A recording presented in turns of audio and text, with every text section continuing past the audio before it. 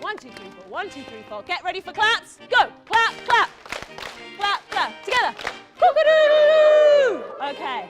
The project that we're running at the moment consists of 2 parts.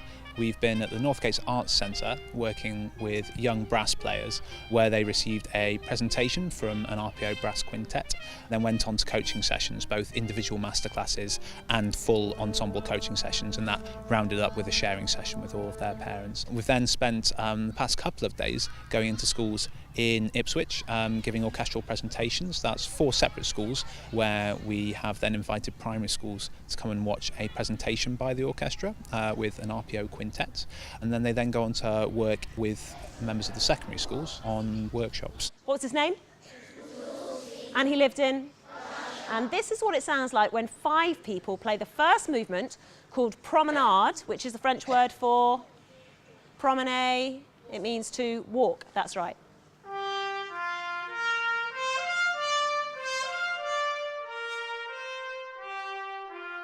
The orchestra has an orchestral concert coming up, which features Mussorgsky's pictures as an exhibition, and we saw it as a real opportunity to develop some activity which would enable lots of young people to learn about this particular piece of music and learn more about the orchestra through really exciting ways of engaging with players and with hearing the music, hearing about the industry, and actually making music themselves.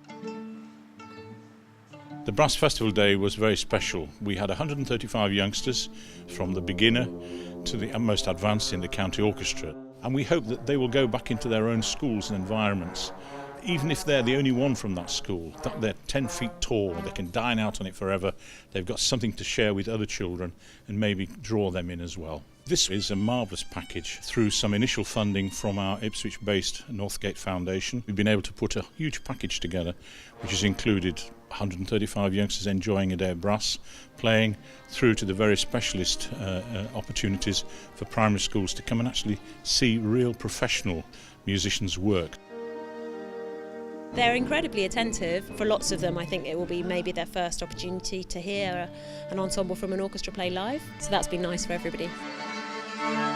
Royal Philharmonic Orchestra has had a very long established and illustrious community and education programme, which means they've been doing work in schools and community settings for many, many years. And that's something that we've helped to cultivate by developing projects in various parts of the country.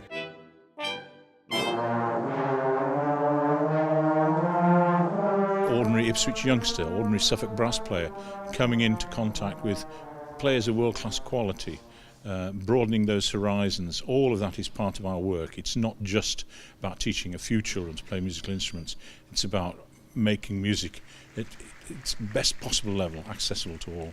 It's such a wonderful thing, it brings everybody together. I think there's nothing better than making music together as a group.